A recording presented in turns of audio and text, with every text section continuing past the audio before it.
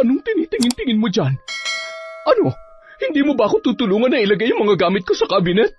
Itong tandaan mo, Dayan, ha? Hindi ako nandito para sa'yo. Nandito ako kasi pinakaisapan ako ni Joseph. Bukod pa ron, huwag kang magpakakampante. Malalaman ko rin yung mga tinatago mong baho.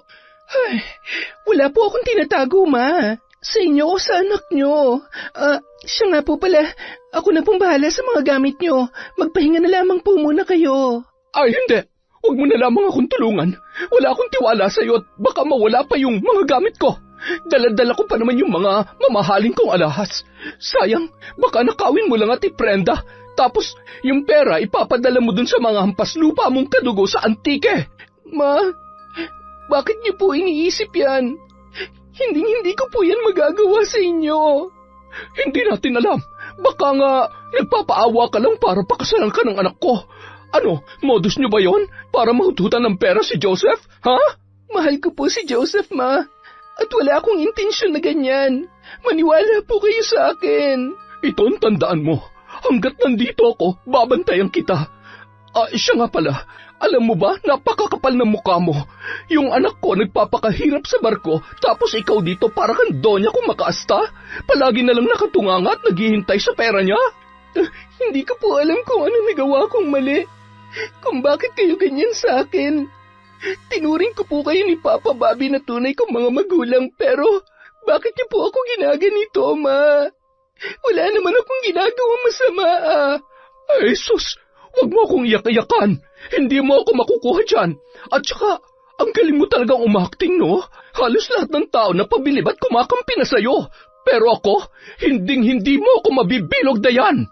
Taon 2015, Zamboanga. Hindi pa man nakakababa ng kanyang motor si Joseph, sinalubong na siya ng kanyang ina ng napakahigpit na yakap. Mangiyak-ngiyak pa ang matanda habang hinahaplos ang likuran ng kanyang anak.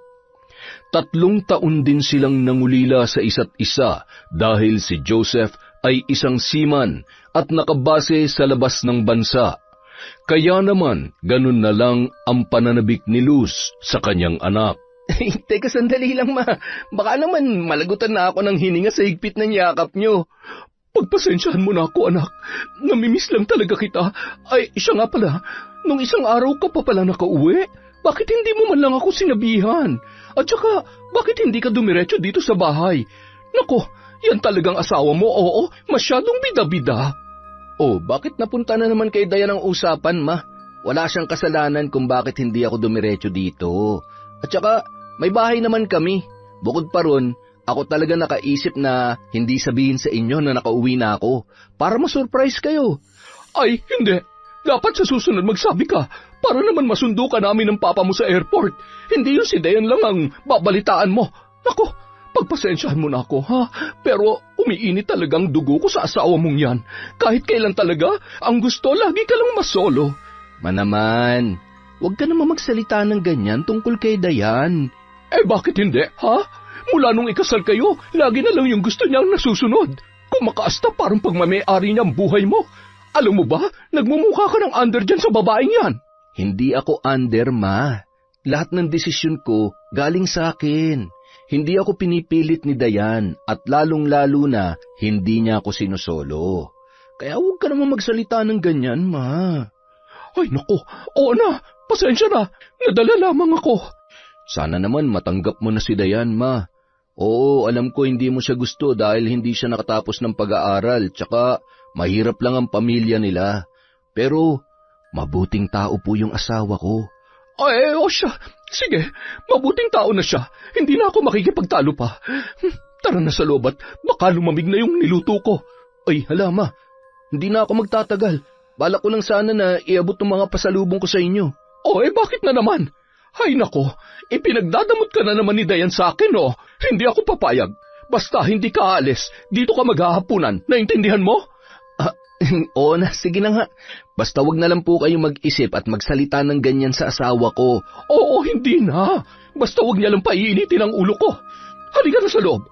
Nauna nang naglakad ang babae papasok sa loob ng bahay, habang nakakuyom ang kanyang mga kamao. Sa pagkakataong yun, hindi niya mapigilan ang panggigigil sa asawa ng kanyang anak. Mula pa man noon ay hindi niya na talaga gusto ang babaeng napili ni Joseph dahil nga nagmula raw sa mahirap na pamilya at bukod pa ron wala raw yung pinag-aralan. Pero kahit ganun ay pinakasalan pa rin ito ng kanyang anak. Sa kabilang banda, paulit-ulit na sumusulyap sa labas ng bintana si Dayan at nagbabaka sakaling matanawan ang kanyang asawa. Maaga kasi yung umalis at ang sabi ay may iaabot lamang sa mga magulang nito at babalik din kaagad. Pero gabi na ay wala pa rin si Joseph. Ang problema pa ay malakas ang buhos ng ulan. Nung mga oras na yun, ang iniisip niya ay ang maputik na daanan. Tiyak na mahihirapan ang asawa niya sa pag-uwi. Hindi naman niya matawagan kung nasaan yun dahil naiwan ni Joseph ang kanyang cellphone dala ng pagmamadali. Mga 10:00 na ng gabi ay wala pa rin si Joseph. Kaya naisipan na lamang niyang tawagan ang ina ng kanyang asawa para tanungin kung nandoon pa ang lalaki. Hello po ma. Pasensya na kung tumawag ako ng ganitong oras. Pwede ko po bang malaman kung nandyan pa si Joseph? Oo, bakit? Nag-aalala lang po ako, lalo na't gabi na hindi pa siya umuwi. Ay sus, ang sabihin mo, pinagkakait mo na naman siya sa amin. Hindi naman po sa ganon, ma. Ano? Ay, siya nga pala, hindi ko muna siya pauuwiin dyan. Sobrang lakas kasi ng ulan at bukod pa ron, nakainom siya. Ganun po ba?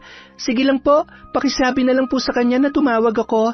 At saka, pasensya na po talaga sa abala, ma. Sa susunod, huwag ka nang tumawag sa akin ng mga ganitong oras, ha? Alam mo naman na matanda na ako eh. Respeto naman. Sorry po, ma. Naiwan kasi ni Joseph yung cellphone niya, kaya kayo po ang tinawagan ko. Itong tatandaan mo, Dayan. Hayaan mong kumilos ang anak ko sa parang gusto niya. Huwag mo siyang kontrolin na parang wala na siyang sariling desisyon. Hindi lahat ng ginagawa niya kailangan alam mo. May mga bagay na hindi mo na dapat pinakikialaman. Ano pong ibig niyong sabihin? Hindi ko po kinokontrol o pinakikialaman ng anak niyo. Tumawag lang talaga ako para alamin kung nandyan pa po ba siya sa inyo. Yun lang po yun, ma. Wala na po akong ibang intensyon. Basta, ayoko na kinakawawa mong anak ko. Yung tipong lagi na lang siyang sunod-sunuran sa'yo. Pasensya na po, ma, ha? Hindi ko talaga makuha kung anong ibig niyong sabihin. Wala naman akong ginagawang masama kay Joseph. At saka, hindi ko po dinidiktahan ng anak niyo sa kung anong dapat niyang gawin. Ay, bakit hindi mo sinabi sa amin na uuwi na pala siya? Dahil ba gusto mong solohin ang anak ko? Hoy, Dayan, huwag kang magmagaling. Bukod pa ron, kanina, pagkarating pa lang niya dito, gusto niya nang umuwi. Nagmamadali raw siya. Ano bang sinabi mo sa kanya, ha? Huwag mo sabihin tinatanggal mo na kami sa buhay niya. O di kaya pinagdadamot mo ba talaga sa amin ang anak ko, ha? Ma, bakit niyo po naiisip yan? Hindi ko po kayo maintindihan. Wala akong ginagawang masama at higit sa lahat, wala akong intensyon na ilayo sa inyo ang anak niyo. Babay na nga, umiinit lang ang dugo ko. Magsasalita pa sana si Dayan, kaya lamang ay pinatayan na siya ng tawag ng kanyang biyanan. Malalim ang buntong hininga niya nang mapatingin sa labas ng bintana. Patuloy pa rin ang pagbuhos ng malakas na ulan nung mga oras na yon, at kasabay pa noon ay ang pagtulo ng luha mula sa kanyang mga mata. Paulit-ulit sa pandinig niya kung paano siya pinagsalitaan ng masasakit ng kanyang biyanan. Hindi niya maintindihan kung bakit ganun na lang magsalita si Luz. Wala naman siyang ginagawang masama at hindi totoo ang mga ibinibintang nito sa kanya. Noon pa man ay hindi na talaga maganda ang pakikitungo ng matanda kay Dayan at alam niya na hindi talaga siya gusto nito bilang manugang. Inilapag na lamang ng babae ang cellphone sa ibabaw ng cabinet at dahan-dahang naglakad papunta sa kusina. Napatingin siya sa inihanda niyang pagkain sa lamesa para sana sa kanilang mag-asawa. Ang lahat ng yon ay lumamig na dahil nga 5:00 pa lamang ng hapon ay niluto niya na ang mga yon. Kaso 10:00 na ng gabi ay wala pa rin si Joseph at hindi nga makakauwi ang lalaki ayon sa kanyang ina. Kaya naman umupo na lamang si Dayan at mapait na ngumiti. Habang ninunguya ang kanin ay hindi niya yon halos malunok dahil iniisip niya pa rin ang mga salitang lumabas sa bibig ng kanyang biyanang babae. Alam niya na nag-iisang anak si Joseph, kaya ganun na lang ang nanay nito. Pero hindi naman tama para sa kanya na pagbintangan siya ng mga bagay na hindi niya naman ginagawa. Pero kahit ganoon ang pakikitungo ni Luz sa kanya, ay hindi siya nagtatanim ng galit. Dahil para sa kanya, normal lang yun. Ayaw lang ng isang ina na masaktan ang kanyang anak. Nang matapos kumain ay hinugasan muna ni Dayan ang kanyang mga pinagkainan bago natulog. Kinaumagahan, nagising na lamang si Dayan nang maramdaman niya na mayroon nang nakayakap sa kanya. Paglingon sa kanyang likuran ay katabi niya na pala ang kanyang asawa. Napangiti ang babae at dahan-dahang hinaplos ang pisngi ni Joseph. Ay hala, sorry love, nagising yata kita. Ang cute mo talaga, love. Pasensya ka na kung hindi ako nakauwi kagabi ha. Nag-inuman kasi kami ni Papa. Kaya ayun, medyo nalasing ako. At saka ayaw din akong pauwi ni Mama lalo na't malakas ang ulan. Napakadelikado raw kasi. Maputik pa naman sa daan. Okay lang, alam ko naman yon. Tumawag ako sa mama mo kagabi at ibinalita niya na yan sa akin. Ay, siya nga pala, anong oras ka nakauwi? 4:00 kanina madaling araw. Siya nga pala, may naisip ako, love. Ha? Ano yon? Alam mo naman na babalik na ako sa barko sa susunod na buwan, di ba? Ikaw na naman mag-isa rito sa bahay. Kaya naisip ko lang, buti pa siguro dito na lang muna si Mama habang wala ako, para naman may kasama ka. Okay lang ba yun sa'yo? Oo naman, wala namang problema dun eh. Pero ang tanong, ayos lang ba kay Mama? Hindi ko pa yan nasasabi sa kanya pero sana pumayag siya. Sana nga, pero ang inaalala ko lang, magkakasundo kaya kami? Alam mo naman na mainit ang dugo niya sa akin at mula pa noon, hindi niya na talaga ako gusto. Yun na nga ang point ko. Kung titira kayo sa iisang bahay, malaki ang posibilidad na makilala niyo lalo ang isa't isa. Bukod pa ron, patunayan mo kay Mama na mali yung mga iniisip niya tungkol sa'yo. At saka, huwag ka mag-alala. Mabait yan si Mama. Nagtataray-tarayan lang talaga yan kung minsan. Alam ko naman yan. Siya nga pala, meron akong tanong. Oh, ano yun? Babalik ka na naman sa barko tapos 3 taon na naman bago ka makauwi. Kailan na kaya tayo magkaka-baby? Ha? Gusto mo na pala ng souvenir? Anong souvenir ang pinagsasasabi mo dyan? Anak ba? Ay, teka, ano palang gusto mo? Babae o lalaki? Kasi ako, gusto ko lalaki. Kasi siya yung magiging tagapagtanggol ng mga kapatid niya. Ang advance mo naman mag-isip. Wala pa nga eh. Wala pa sa ngayon, pero ano, simulan na ba natin? May 1 buwan pa tayong magsasama. Malay mo, makabuo pa tayo ng kambal. Halika na. Anong halika na dyan? Ano ka ba? Magsasaing muna ako. Maaga pa naman eh. Dali na, kahit 1 round lang. Baliw ka talaga.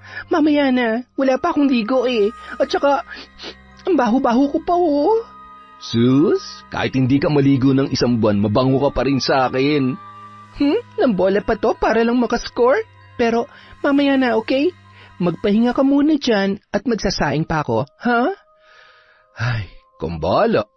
Tumatawang bumangon si Dayan at naglakad papunta sa kusina. Nagsaing siya at nagluto ng paboritong ulam ng kanyang asawa, kare-kare. Pagkatapos ay agad niya na yung inihanda sa lamesa. Tatawagin niya na sana si Joseph, pero hindi na pala kailangan dahil paglingon niya ay nasa likuran niya na yun. Pilyo siyang nginitian ni Joseph at sa pagkakataong yun, napataas na lamang ang kanyang kilay dahil alam niya na kung ano ang iniisip ng lalaki. Mamaya na nga, ang kulit ha. Sus, Wala pa nga akong sinasabi. Ikaw talaga? Yang utak mo, ha? Ewan ko sa'yo. Ay, ang taray naman. Hindi kaya. O siya, sige na, umupo ka na, kakain na tayo. Siya nga pala, nagluto ako ng kare-kare. Diba paborito mo yan? Totoo? Salamat, ha? Naku, sakto, gutom na ako. Tumawa na lamang si Dayan sa naging reaksyon ni Joseph. Para kasi yung bata na takam sa pagkain.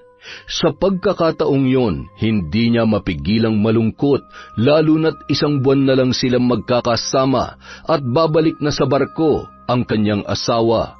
Pero pilit na isinasantabi ni Dayan ang isiping yon at kumain na lamang. Pagkatapos noon ay sinimulan na nga nila ang pagbuo ng bata, nanigurado na baka mabuo kaagad. Bukod pa ron, nanabik din ang mag-asawa sa isa't isa, lalo na't 3 taon silang nagkalayo. Ganoon ang paulit-ulit na nangyari ng mga sumunod na araw, nagbabaka sakali na mabiyayaan sila ng anak. Palagi naman yung ipinagdarasal ni Joseph para rin hindi na mag-isa at malungkot ang kanyang asawa sa tuwing siya ay nasa barko.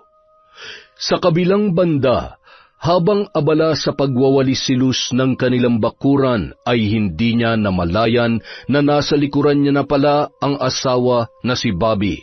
Nang magsalita ang matanda ay agad siyang napatalon at pinaghahampas sa sobrang galit ang kanyang asawa. Diyos ko naman, Bobby, ginulat mo naman ako. Mamamatay ako sa inyan Pasensya ka na. Ano bang iniisip mo't hindi mo man lang ako napansin? Ay nako, yung anak mo ang iniisip ko. Mag-1 buwan na pero 1 beses palang bumisita rito sa atin. Yan talagang Dayan na yan, oo. Malamang sinusulsulan niya si Joseph na huwag tayong puntahan dito. Luz naman, huwag mong pag-isipan ng ganyan na manugang mo. At saka, baka busy lang talaga yung anak mo, kaya hindi nakakabisita rito. Bukod pa ron, hayaan mo magkaroon ng oras yung mag-asawa. Ang hindi ko lang talaga gusto, mula nung maipakasal yung anak mo sa babaeng yon, naitsapwera na ako.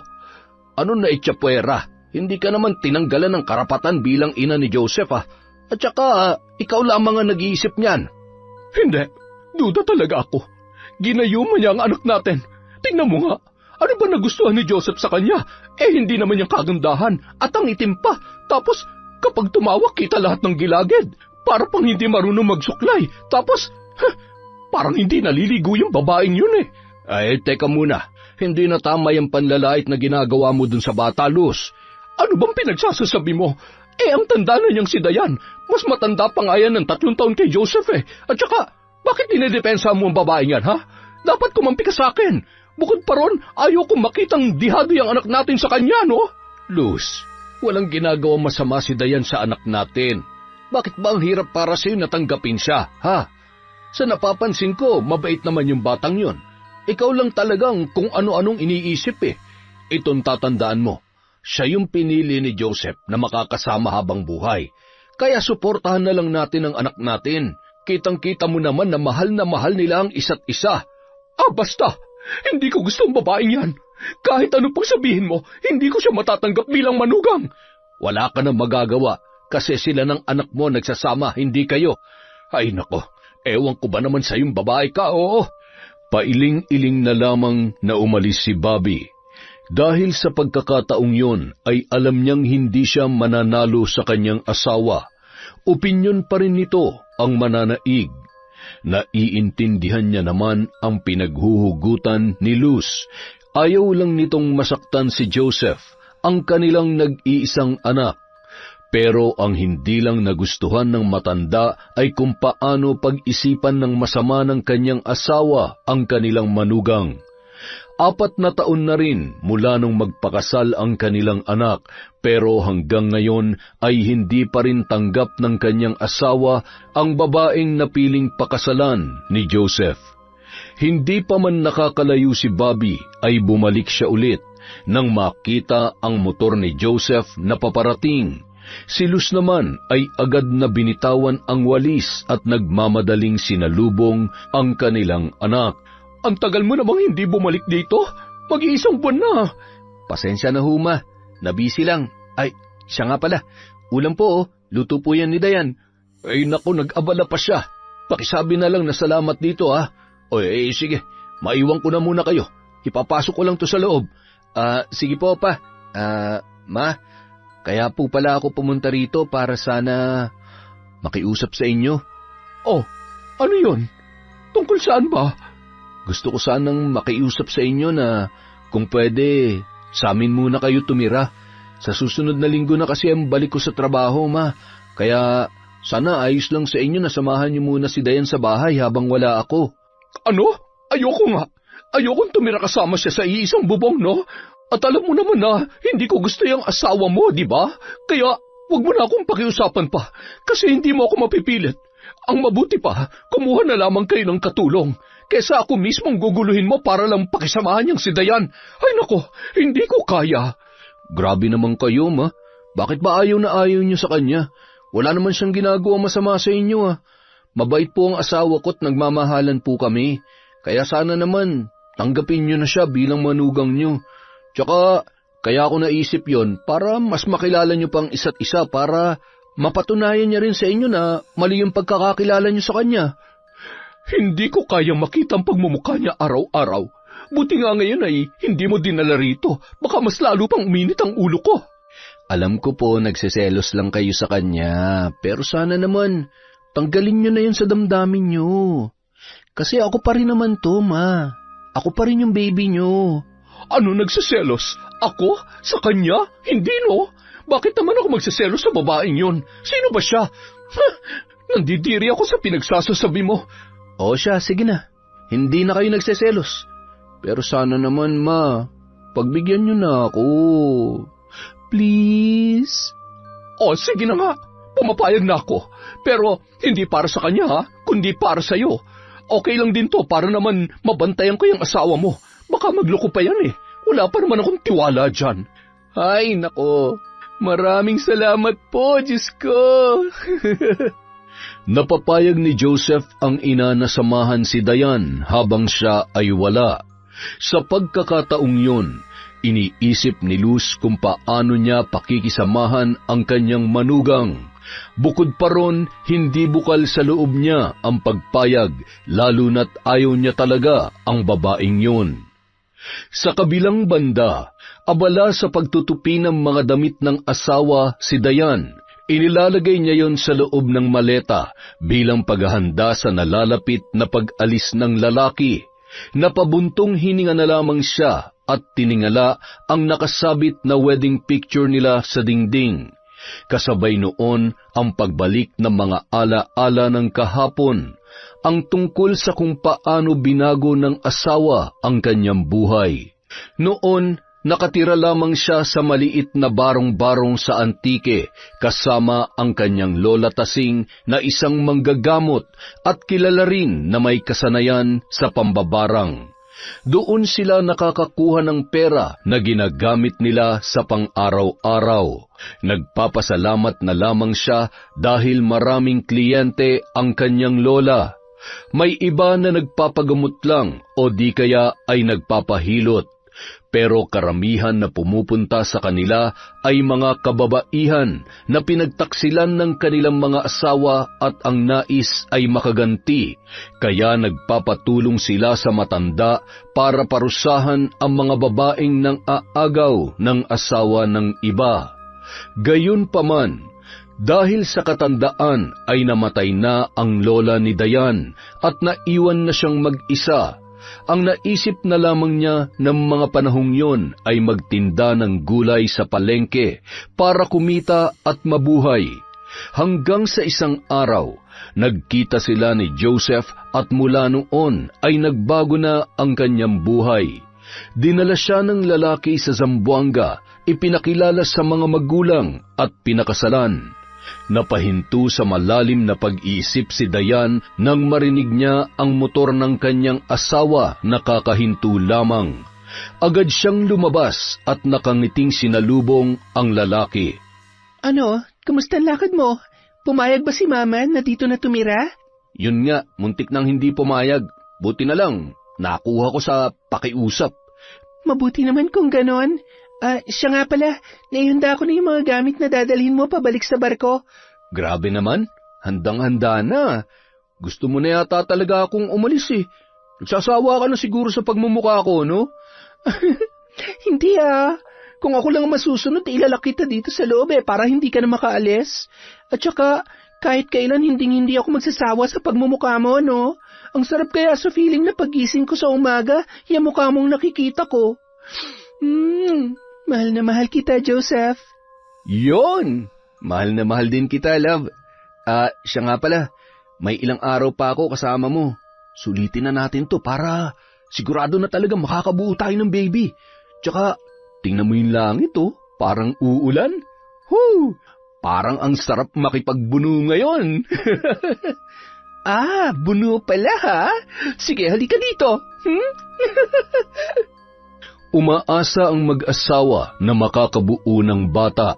Sa mga nagdaang araw, kahit wala pang nararamdaman, sinusubukan nila ang pregnancy test, ngunit negatibo ang resulta. Pero hindi pa rin nawawalan ng pag-asa ang mag-asawa. Makalipas ang 1 linggo, habang nasa biyahe papunta sa airport ay hindi maiwasang maiyak ni Dayan dahil aalis na naman ang kanyang asawa at maiiwan na naman siya nito. Kasama niya ang kanyang mga biyanan na sina Bobby at Luz sa paghatid kay Joseph. Nung mga oras na yon, gusto na lamang napahintuin ni Dayan ang oras para lang makasama pa ng matagal ang kanyang asawa. Pero para hindi na siya malungkot, ang iniisip na lamang niya ay ginagawa yun ng lalaki para sa kanilang kinabukasan.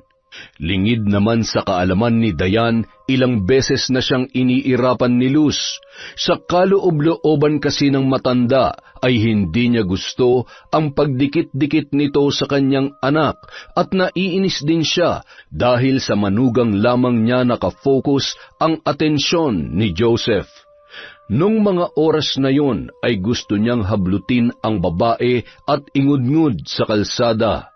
Hindi niya kasi mapigilan na makaramdam ng selos.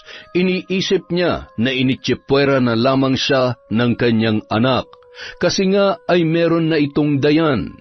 Nang maihatid na nila sa airport ang lalaki, ay umuwi na rin sila kaagad. Maraming dalang gamit si Luz dahil pumayag siya sa pakiusap ng kanyang anak na samahan ang kanyang manugang para hindi ito mapag-isa sa kanilang bahay. Naipasok ko ng mga gamit mo ron sa loob. Ikaw nang bahala mag-ayos nun sa cabinet, ha? Ako naman ay uuwi na. At saka, Luz, huwag mong pagmalupitan yung manugang mo, ha? Alam kong hindi mo siya gusto, pero sana naman ay magkasundo na kayo. Tingnan natin. Huwag lang niyang painitin ang ulo ko. Naku, makikita niyang hinahanap niya. At saka, may paiyak-iyak pa siya nalalaman kanina. Ang kapal naman ng mukha. Halatang-halata naman na gusto niya ring umalis ang anak natin para makapagsaya siya rito ng mag-isa. Ay, nako. Ewan ko ba sa'yo, Luz? Hindi ko na alam kung anong sasabihin para lang matanggap mo yung manugang mo. Tingnan mo naman, ang bait-bait at napaka-responsableng asawa niyang si Dayan. Tapos pag-iisipan mo ng ganyan? Bakit pa palagi niyo na lang siyang kinakampihan, ha? Itong tatandaan mo, Bobby. Patutunayan ko sa inyo na may baho at kuluring itinatago ang babaeng yan. Ay, nako. Uuwi na ako. Tumawag ka na lang kung may kailangan kayo rito. Napabuntong hininga na lamang na umalis si Bobby at iniwan si Luz na masama ang titig sa manugang na nakaupo sa may sala. Nung mga oras na yon, iniisip ni Dayan kung paano pakikisamahan ang kanyang biyanan na makakasama niya ng 3 taon. Habang nakatitig sa kisame ay nararamdaman niya ang presensya ng matanda sa kanyang likuran. Anong tinitingin-tingin mo dyan? Ano? Hindi mo ba ako tutulungan na ilagay yung mga gamit ko sa kabinet? Itong tandaan mo, Dayan, ha? Hindi ako nandito para sa'yo. Nandito ako kasi pinakaisapan ako ni Joseph. Bukod pa ron, huwag kang magpakakampante. Malalaman ko rin yung mga tinatago mong baho. Ay, wala po akong tinatago, Ma. Sa inyo o sa anak nyo. Siya nga po pala, ako na pong bahala sa mga gamit nyo. Magpahinga na lamang po muna kayo. Ay, hindi. Huwag mo na lamang akong tulungan. Wala akong tiwala sa'yo at baka mawala pa yung mga gamit ko. Dala-dala ko pa naman yung mga mamahaling kong alahas. Sayang, baka nakawin mo lang at iprenda. Tapos, yung pera ipapadala mo dun sa mga hampas lupa mong kadugo sa Antique. Ma, bakit niyo po iniisip yan? Hindi ko po yan magagawa sa inyo. Hindi natin alam. Baka nga nagpapaawa ka lang para pakasalan ka ng anak ko. Ano, modus niyo ba yon? Para mahututan ng pera si Joseph? Ha? Mahal ko po si Joseph, Ma. At wala akong intensyon na ganyan. Maniwala po kayo sa akin. Ito ang tandaan mo. Hanggat nandito ako, babantayan kita. Siya nga pala. Alam mo ba, napakakapal ng mukha mo. Yung anak ko nagpapakahirap sa barko, tapos ikaw dito para kang donya kung makaasta. Palagi na lang nakatunganga at naghihintay sa pera niya. Hindi ko po alam kung ano nagawa kong mali. Kung bakit kayo ganyan sa akin. Tinuring ko po kayo ni Papa Bobby na tunay kong mga magulang, pero bakit niyo po ako ginaganito, Ma? Wala naman akong ginagawang masama, sus, wag mo akong iyak-iyakan. Hindi mo ako makukuha dyan. At saka, ang galing mo talagang umakting, no? Halos lahat ng tao na pabilib at kumakampi na sa'yo. Pero ako, hinding-hindi mo ako mabibilog na yan. Pasensya na, Ma. Maiwan ko po muna kayo. Ano, nasasaktan ka? Kasi totoo, di ba? Magpapahangin po muna ako, medyo masakit lang ho yung ulo ko sa biyahe. Grabing palusot yan, ha? Pero sige, ay siya nga pala. Baka kung ano-anong sabihin mo kay Joseph, ha? Nako, madadagdagan talaga ang award mo. Bida-bida, sumbungera, hututera, at ano pa ba? O siya, sige na, magpahinga ka na. Baka bumaha pa rito ng luha eh. Hindi pa naman ako marunong lumangoy. Tumatawang iniwan ni Luz ang kanyang manugang. Sa pagkakataong yon, hindi niya mapigilan ang sarili, lalo na't halos gumawa na sa harapan niya si Dayan. Hindi niya na talaga mapigilan ang kanyang nararamdaman dahil nung mga oras na yon, nangingibabaw na ang inggit at selos niya rito. Naiinggit siya dahil kay Dayan napupunta ang allotment ni Joseph at nagseselos dahil sa babae nakatutok ang atensyon ng nag-iisa niyang anak. Sa kabilang banda, mahinang umiiyak si Dayan sa kanyang kwarto habang iniisip ang masasakit na salitang pinagsasabi ng kanyang biyanan. Alam niya sa kanyang sarili na hindi totoo ang lahat ng iyon. Kaso hindi niya mapigilan ang pagluha, lalo na't pinagbibintangan siya ng mga bagay na hindi niya naman ginagawa. Dahil tanghali na, kailangan niya magluto para sa kanila ni Luz. Kahit labag sa kanyang kalooban ay lumabas siya at nagtungo sa kusina. Nakita niya pa sa sala ang matanda habang masamang nakatingin sa kanya. Binaliwala niya yon at ngumiti na lamang para pagtakpan ang kaba. Nang makapagluto na ay tinawag niya na ang kanyang biyanan. Ngunit hindi nito kinain ang kanyang niluto. Sa halip ay nagluto yun ng bago at pinagsabihan pa siya ng matanda na wala itong tiwala sa kanya at baka nilagyan niya pa ng lason ang pagkain. Hindi na lamang umimik ang babae para wala ng gulo. Nang mga sumunod na araw, ganun na rin lang ang kanyang ginawa. Pinalaki kasi siya ng lola niya na may disiplina at may respeto sa mga matatanda. Kaya naman, hanggat maaari ay ayaw niyang makapagsalita ng masasakit sa kanyang biyanan. Bukod pa ron, kahit malayo ang loob nito sa kanya, ay mahal niya pa rin yun dahil kay Joseph. Isang araw, habang nagbibihis si Dayan ay agad na pumasok sa kanyang kwarto si Luz at masama siyang tinitigan nito. Ano po yon, Ma? Bihis na bihis ka. Saan ka pupunta? Ubos na po kasi yung stocks natin dito sa bahay, kaya naisip ko pong mag-grocery ngayon.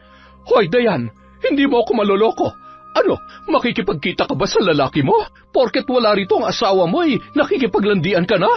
Ma, mag-grocery lang po ako. Sana naman hindi kayo nag-iisip ng kung ano-ano. At saka, pasensya na po pero hindi ko po kayo papatulan. Ay, sus! Huwag kang magpaka-plastic. Ilabas mo yung tunay mong kulay. Ano, natatakot ka? Akala ko ba hindi takot sa away ang mga squatter? Ayaw ko po ng gulo, Ma. Kung wala kayong tiwala sa akin, pwede naman kayong sumama para mabantayan niyo ako. Yun po ay kung gusto niyo. Aba, sasama talaga ako. Baka kung saan-saan mo pagastusin yung pera na pinapadala ng anak ko. Ay, siya nga pala. Sa susunod na padala ni Joseph, ibigay mo sa akin, ha? Para ako may kontrol sa pera at magastos ng tama. Kasi kahit saan tingnan, hindi ka mapagkakatiwalaan. Ay, kung yun po ang ikakapanatag ng isip niyo, sige po. Magbihis na po kayo at hihintayin ko na lamang po kayo sa labas. Hep. Teka, yan lang bang isusuot mo? Opo, bakit po? T-shirt lang po to at shorts. Hindi, palitan mo yan ng jacket at pajama.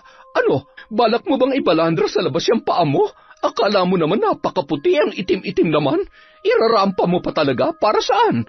Para akitin ang mga kalalakihan? Mahiya ka naman, may asawa ka na.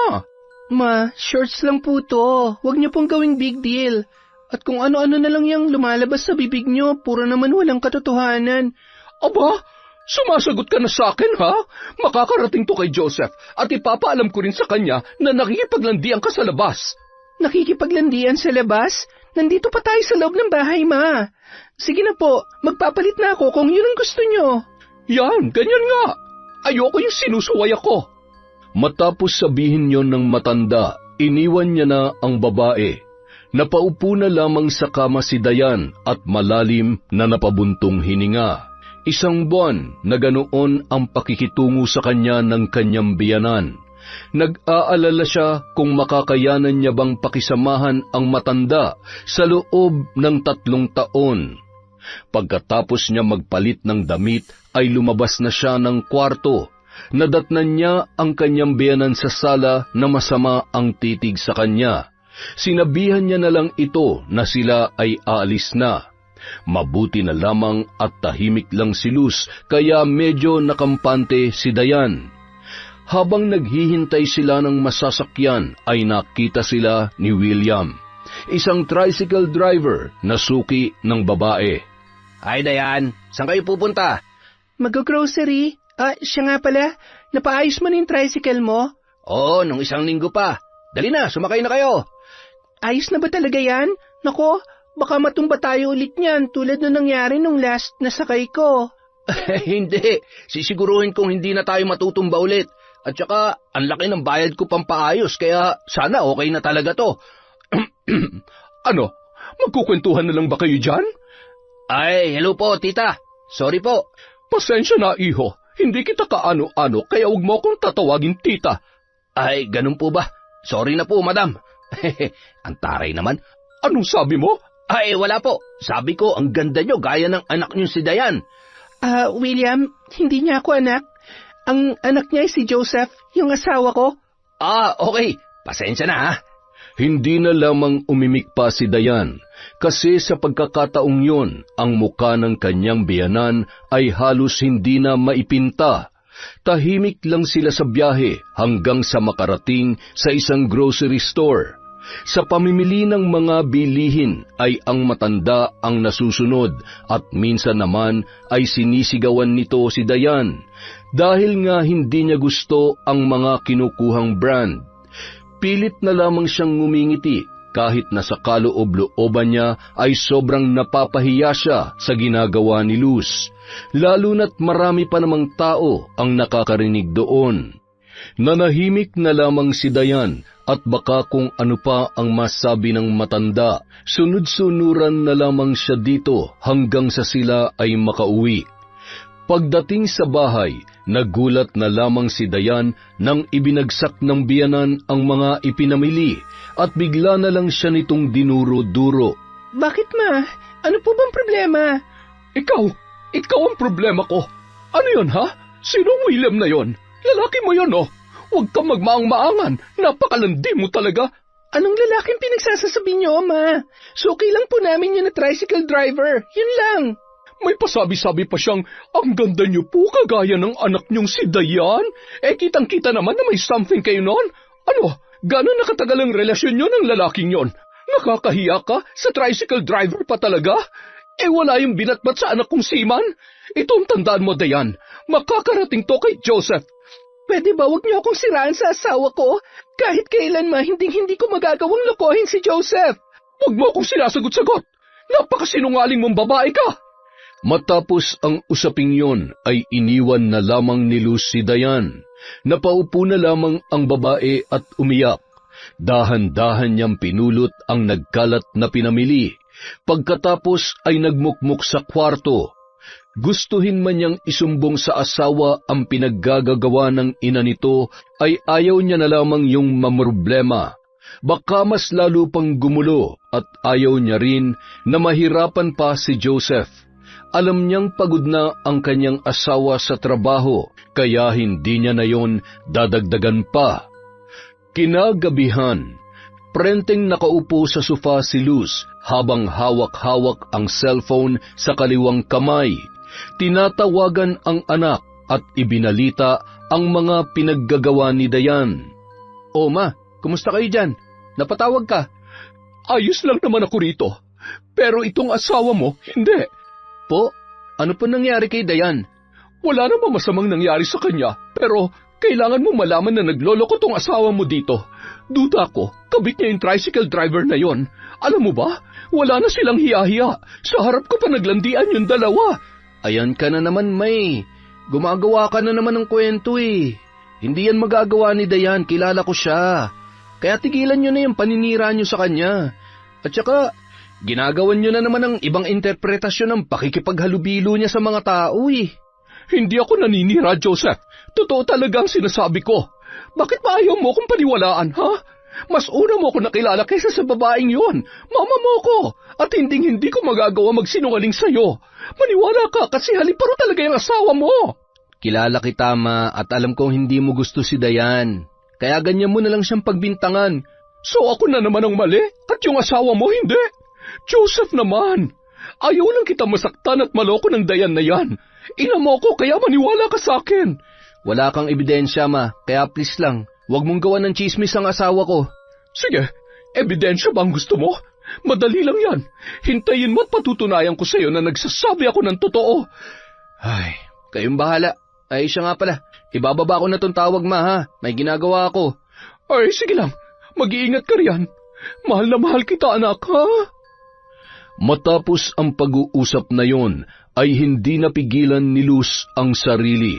Hinagis niya ang cellphone sa sahig dahil sa galit at inis na kanyang nararamdaman. Sarili niya kasing anak ay hindi siya pinaniniwalaan. Pinagmukha pa siya nitong sinungaling at gumagawa lamang ng storya para siraan ang babae. Nung mga oras na yon, gusto niyang sugurin ang kanyang manugang. Pero pinigilan niya lamang ang kanyang sarili at nag-isip ng ibang paraan para paniwalaan siya ng kanyang anak at magmukhang masama ang kanyang manugang. Lingid sa kanyang kaalaman, narinig lahat ni Dayan ang mga pinagsasabi ng matanda sa kanyang asawa. Natuwa lamang siya lalo na't sa reaksyon pa lang ng biyanan ay hindi na ito pinaniwalaan ng kanyang anak. Nagpapasalamat ang babae dahil may tiwala sa kanya ang kanyang asawa. Nang mga sumunod na araw, nag-ingat na si Dayan sa kanyang mga ikinikilos dahil ayaw niyang may masabi na naman si Luz sa kanya at alam niyang bawat galaw niya ay binabantayan nito. Hindi na rin siya lumalabas ng bahay para hindi na siya pag-isipan ng masama. Kaso kahit anong iwas at ingat niya ay may nasasabi pa rin talaga ang matanda. Hoy, babae ka! Wala ka talagang hiya, no? Aray, bitawan niyo po ang buhok ko, ma. Ang sakit. Ano na naman po bang ginawa ko? Abay, nagmamaang-maangan ka pa? Kagabi may narinig akong yapak ng tao na naglalakad sa labas. Ano, tumatakas ka ba, ha? Para lumakipagkita dyan sa lalaki mo? Grabe ka naman, Dayan. Sobrang katinaba, ha? Anong tumatakas? Buong gabi nasa kwarto lang po ako. Ilang linggo na rin akong hindi lumalabas. At saka, anong lalaki? Wala akong lalaki, ma. Huwag ka nga magsinungaling, hayop ka. Matagal na ako nagtitimpi sa'yo. Alam mo bang pinagmumukha mo kung masama sa anak ko? Wala akong sinabi kay Joseph. Tungkol lang sa mga nangyari rito, ma. Kaya, anong pinagsasasabi niyong pinagmumukha ko kayong masama? Bakit kasi hindi mo na lang sabihin sa kanya na may kabit ka para tapos na tayo rito? Wala nga po akong kabit, Ma. Huwag niyo naman po akong sirain kay Joseph, oh. Buisit ka talaga. Ang OA mo. Huwag mo nga ako maiyak-iyakan dyan. Nakakasukay ang pagmumukha mo. Mas lalo kang pumapangit. Ay nako, makalis na nga. Tinalikuran ni Luz si Dayan na umiiyak. Nung mga oras na yun, gusto na lamang lumabas ng babae at iwan ang kanyang biyanan. Hindi niya na halos makaya ang pambibintang at panlalait nito sa kanya. Gustuhin man niya na magsumbong kay Joseph ay hindi niya magawa dahil ayaw niyang maging rason na magkasira at magkaroon ng lamat ang relasyon ng mag-ina. Sa tuwing nalulungkot at pakiramdam niya ay aping-api na siya, kinakausap niya na lamang ang wedding picture nilang mag-asawa. Doon niya ibinubuhos ang lahat ng kanyang hinanakit sa kanyang biyanan. Samantala, habang nakaupo sa may teres si Luz, may iniisip siyang ideya kung paano makakakuha ng ebidensya at mapatunayan sa anak na nagsasabi siya ng totoo. Nagmamadali siyang pumasok sa kwarto at nagbihis. Paglabas niya, nakita niya si Dayan sa kusina na abala sa paghihiwa ng mga sangkap para sa lulutuin. Napatingin sa kanya ang babae at gusto pa yata siyang tanungin kung saan siya pupunta. Pero pinandilatan niya lang yon ng mata dahilan ng pagyuko ng kanyang manugang. Tumawa na lamang ang matanda sa naging reaksyon ni Dayan. Parang aping-api kasi ang pagmumukha nito at halos hindi na makatingin sa kanya dala ng takot. Umalis si Luz at nakipagkita sa isang lalaki. Sa pagkakataong yun, buo na ang kanyang desisyon na sirain ang kanyang manugang para bumango ang kanyang pangalan sa kanyang anak. Ang tagal mo naman! Kanina pa ako naghihintay sa iyo rito pasensya na ma'am. Na-traffic lang. Ano palang kailangan niyo sa akin? Eto, 20,000. Hindi ba't kailangan mo ng pera ngayon? Alam ko na nasa ospital ang anak mo, Rudy. Kaya tanggapin mo na yan. Totoo, ma'am. Abay, salamat po dito. Pagpalain nawa kayo ng Diyos. Huwag ka muna magsaya kasi meron akong ipapagawa sa iyo. Sige po, ano po bang kapalit nito? Gahasain mo yung manugang ko at dapat naka-video. Ano? Hindi ko yan magagawa, ma'am. Pasensya na pero sa inyo na lang tong pera. Hindi ko kailangan yan. Makakahanap ako ng pera at makakapagbayad ng bill sa ospital sa mabuting paraan. Sorry po talaga. Hindi kaya ng konsensya kung inuutos nyo. At saka sa manugang nyo pa talaga. Hindi nyo ba naisip ang mararamdaman ng anak ninyo? Akin lang ang anak ko at hindi ko kailangan ng babaeng yon. Nakikisawsaw lamang siya sa buhay namin Pero ayaw mo ba talaga? Eto, titriplehin ko. 60,000. Ma'am, may asawa at anak ako. Paano kung makita nilang video? O di kay malaman nila? Naku, ayaw ko masira ang pamilya namin. Pasensya na po pero ayaw ko talaga. 100,000. Ayaw mo pa rin? Sige, pero ma'am, huwag niyo pong ipopost yan labuan niyo rin yung mukha ko kapag kung sakaling kung kanino niyo man ipapakita. Kung yun ang gusto mo, ano, pumapayag ka na? Para po sa anak ko, ma'am. Malaki na rin kasi yung bill namin sa ospital Eksakto talaga na ikaw ang tinawagan ko. Kailan ko po pala gagawin yung inuutos ninyo? At saka saan po? Baka manlaban at mag-report sa pulis yun. Naku, ayaw kong makulong, ma'am. Bukas, sa bahay nila. Ite-text ko na lang sa yung lugar. At saka, huwag ka mag-alala. Ako na ang bahala. Hindi yan manlalaban. Sige po, basta siguruhin nyo na hindi ako mapapahamak dyan, At saka, nga pala ma'am, i-text nyo na lang ako bukas kung anong oras. Kailangan ko nang bumalik sa ospital. Hinihintay na ako ng asawa ko doon. Salit-salitan kasi kami sa pagbabantay ng anak ko. Sige lang, basta asahan kita bukas, ha? Opo. Sige po, ma'am. Matapos ang pag-uusap na yon ay umuwi na si Luz. Patawa-tawa pa siya nang pumasok sa bahay. Napakunot noon na lamang si Dayan sa ikinikilos ng kanyang biyanan. Gusto man niyang magtanong kung saan yun nanggaling ay hindi niya na ginawa. Baka sabihan pa siya nito na pakialamera at kung ano-ano pang masasakit na salita. Tinanong niya na lamang kung kumain na ba yun, ngunit hindi yun sumagot at pinandilatan lamang siya ng mata. Kinagabihan, habang naghuhugas ng pinagkainan, biglang may tumawag sa cellphone ni Dayan. Napangiti na lamang ang babae nang makitang si Joseph ang tumatawag. Hello, love. Kumusta ka dyan? Ayos lang ako dito, love. Kayo dyan, kumusta ang pakikitungo ni Mama sa'yo? Ayos lang naman kami. Sa totoo nga, nagkasundo at nagkamabutihan na kami ng mama mo, kaya huwag ka na mag-alala at huwag mo na kaming isipin. Ang alalahanin mo ang sarili mo. Mag-iingat ka lagi dyan, ha? Mahal na mahal kita. Ang tamis Mahal na mahal din kita, love. Sigurado ka bang nagkaayos na kayo ni Mama? Sabihin mo lang sa akin kung may problema at kung pinagsasalitaan ka na naman niya ng masasakit. Oo nga, okay na kami. Kaya huwag ka na mag-alala. O sige. Ay, siya nga pala. Kumusta? Wala ba nabuo? Nabuong ano? Yung souvenir ko sa'yo. Souvenir ka dyan? Hindi ko pa alam eh. Hindi pa ako nakakabili ng pregnancy test, pero hula ko, parang meron na. Kasi minsan naduduwal ako eh. Palagi rin akong inaantok at saka hindi pa ako dinadatnan. Talaga? Woohoo! Baka buntis ka na nga. Naku, excited na ako magka-baby. Lord, sana bigyan niyo na kami ng anak. Sana nga. Excited na rin ako eh. Bumili ka ng PT pag nakalabas ka para malaman na natin. Sige, love tumawag ka pag may problema at balitaan mo ako sa resulta. Bye muna, love. I love you. Sige lang, love. Mag-ingat ka dyan. I love you too. Ibinabana ni Dayan ang tawag at napangiti. Nang mga oras na yon, parang naibsan ang bigat na kanyang dinadala.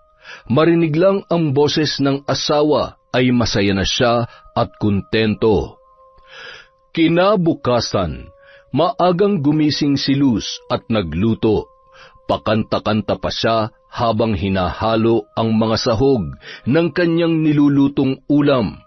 Nang matapos ay agad niya yung inihain sa lamesa. Paglabas naman ni Dayan sa kwarto ay napakunot ang kanyang noo.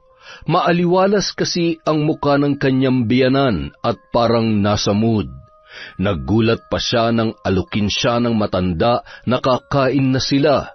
Sa loob ng 2 buwan, yun palang ang unang beses na magkasabay silang kumain ni Luz. Tinanggap naman niya ang alok nito at napangiting umupo sa upuan. Bakit parang gulat na gulat ka yata? Masanay ka na, Dayan. Simula sa araw na ito, ituring mo na akong tunay na ina. At saka, kalimutan mo na yung mga sinabi ko. Hindi ko sinasadya yun.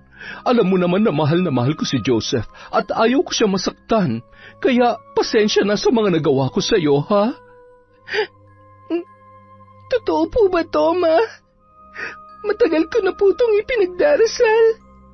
Salamat po. Huwag po kayo mag-alala. Hindi ko sasaktan ang anak ninyo. Mabuti naman. Sana'y patawarin mo ko sa mga kasalanan ko sa iyo. Sana hindi ka galit sa akin. Kahit kailan, Ma, hindi ako magtatanim ng galit sa inyo. Salamat po talaga. O siya, sige, kumain ka na. Ay naku, baka lumamig pa tong mga niluto ko. Tamang-tama po, nagugutom na ako. Amoy pa lang parang ang sarap na. Ay, masarap talaga ito. Lahat ng ulam na to ay paborito ni Joseph. Oh, hinay-hinay at baka mabulunan ka, ha? Pasensya na po. Matakaw lang po talaga ako. Oh, dahan-dahan lang. Oh, yan. Eto ang juice. Uminom ka. Salamat po, Ma. Lingid sa kaalaman ni Dayan na ang juice na iniinom niya ay nilagyan ng kanyang biyanan ng pampatulog. Lihim naman na napangiti si Luz at hinintay ang epekto ng gamot na yon. Ilang minuto lang, unti-unti nang napapapikit si Dayan dahil sa antok. Napasubsob na lamang siya sa lamesa at nakatulog. Nung mga oras na yon, pumasok na ang lalaki na binayaran ni Luz. Agad nitong binuhat si Dayan papunta sa kanyang kwarto. Ma'am, kailangan ba talaga nakabidyo? Kasi kung ganun, mahahalata na tulog ang babae at walang kabuhay-buhay. Oo nga, ano? May utak ka rin pala? Picture na lang, sige. Pero parang hindi ko talaga kaya to, ma'am. Napakaamo na mukha ng babaeng to. Ngayon pa lang nakukonsensya na ako. Gagawin mo ba o hindi? Bayad ka na, Rudy. Kaya hindi ka na pwedeng tumanggi. Gagawin ko po, pero sino pong kukuha ng picture? Ikaw na, basta siguraduhin mong malinaw yung kuha at kitang-kita yung mukha niya. Oh, etong cellphone ko, gamitin mo. Kayo, saan po kayo? Sa labas. Alangan naman panoorin ko kayo. Sige po, ma'am, ako na po ang bahala. Matapos ang usapang yon ay lumabas na si Luz. Ang lalaki na lang ang nasa loob kasama ni Dayan na walang malay. Napakrus pa ang lalaki bago hubaran ng damit si Dayan. Nung mga oras na yon, ang iniisip niya lang ay ang kanyang anak na nasa ospital. Hindi niya kayang galawin o halayin ang babae gaya ng utos ng matanda sa kanya. Sa halip, kumuha lang siya ng mga litrato na parang totoong may nangyari sa kanila. Ilang minuto lang ay binihisan niya na si Dayan at lumabas siya sa kwarto. Agad niyang iniabot kay Luz ang cellphone. Pagkatapos ay nagmamadaling umalis. Hindi niya man lamang tiningnan ulit ang mga nakuha niyang picture. Makalipas ang 3 oras, nagising na si Dayan at nagtataka kung ano ang nangyari. Tinanong niya na lamang ang kanyang biyanan na nakaupo sa kama, at sa pagkakataong yon ay alalang-alala ang mukha ng matanda. Ma, ano pong nangyari? Bigla ka na lamang nawala ng malay kanina. Nag-alala nga ako pero buti gising ka na. Ano, kamusta ang pakiramdam mo? Okay naman po. Huwag po kayo mag-alala. Siya nga po pala. Paano po ako napunta dito sa kwarto? Binuhat kita. Ay hindi, nung kapitbahay natin. Tumawag kasi ako agad ng tulong. Ganun po ba? Marami pong salamat, Mama, ha? Siya, sige. Magpahinga ka na muna dyan. Doon lang muna ako sa kwarto ko. Tawagin mo na lamang ako kapag may kailangan ka. Opo, Mama. Salamat po talaga. Nang makalabas ay napatampal sa noo ang matanda dahil muntik na siyang hindi makasagot sa tanong ng kanyang manugang. Sa pagkakataong yun, nang makapasok sa kwarto ay agad niyang tiningnan ang mga kuhang litrato. Kitang-kita roon ang muka ng lalaki na kanyang binayaran at ni Dayan na hindi halatang walang malay. Gumawa naman siya ng isang Facebook account na lalaki ang pangalan. Balak niyang isend ang mga picture na yon kay Joseph gamit ang dummy account na kanyang ginawa. Pero sa kanya na gagawin yon pagkatapos ng 5 araw para hindi maghinala ang manugang na set up lamang pala ang lahat. Sa mga lumipas na araw, nagpanggap pa rin si Luz na mabait at mapagmahal na biyanan sa kanyang manugang. Lumabas-labas din siya at iniiwan si Dayan mag-isa para naman mas kapani-paniwala ang nangyari, lalo na't nasa bahay pa naman ang senaryo ng mga kuhang picture. Pagkalipas ng 5 araw, habang abala sa pagwawalis si Dayan ay bigla na lamang tumawag sa kanya si Joseph. Hindi pa man siya nakakapagsalita ay sinigaw-sigawan na siya ng lalaki sa kabilang linya. Paano mo nagawa sa akin to? Akala ko ba mahal mo ko? Pero bakit nagawa mo pa rin ako lokohin, ha? Ako lang pala yung binibilog mo. Alam mo ba, napakalungkot dito sa barko, pero tinitiis ko lahat para sa'yo. Love, anong nangyayari? Hindi kita maintindihan. Oo, malayo ako. Pero hindi yun sapat na dahilan para makipagrelasyon ka sa iba. Ano bang pinagsasasabi mo? Wala akong ginagawa rito, maniwala ka. Hindi ko alam kung saan galing yung ibinibintang mo sa akin. Kaninang umaga, Nakatanggap ako ng message sa isang lalaki sa Facebook. May sinend siya sa akin ng mga picture at ang linaw-linaw na mukha niyong dalawa. Kaya huwag ka na magsinungaling pa. May ebidensya ako. Joseph naman, maniwala ka, wala akong alam dyan. Sa katunayan nga, lagi lang ako nasa bahay eh. Hindi ako maalis at nakikipagkita sa kung sino man. Kaya huwag mo akong pagbintangan sa mga bagay na hindi ko naman ginawa. Yun na nga eh. Hindi ka nga umaalis sa bahay. Kasi yung lalaki mo mismo ang pumupunta dyan. O eto, na-forward ko na sa yung pictures. Tingnan natin kung makapagsinungaling ka pa. Diyos ko, mukha ko to pero hindi ko maalala kung kailan to nangyari at higit sa lahat, hindi ko kilala ang lalaking yan. Joseph, love, please, maniwala ka, wala akong alam dito. Tama pala si Mama. Binibilog mo lang ang ulo ko. Ang sakit. Ang sakit-sakit na yan. Hindi ko nga alam to. Maniwala ka naman sa akin, love. Marami pa sanang sasabihin si Dayan, pero binabana ng kanyang asawa ang tawag. Sa pagkakataong yun, napaupo na lamang siya sa sahig at humagulhol. Paulit-ulit niyang tinitingnan ang mga larawan. Siya talaga ang babae roon at nasa mismong kwarto pa nila. Pero ang hindi maintindihan ng babae ay kung bakit wala siyang maalala. Hindi niya matandaan kung paano nangyari ang lahat. Makalipas ang ilang oras, dumating na ang kanyang biyanan. Magsusumbong na sana siya, kaso bigla na lamang hinablot ng matanda ang kanyang buhok at pinagsasampal ang kanyang manugang. Aray ma, bitawan niyo ako, masakit po. Wala ka talagang hiya. Tanggap na sana kita eh.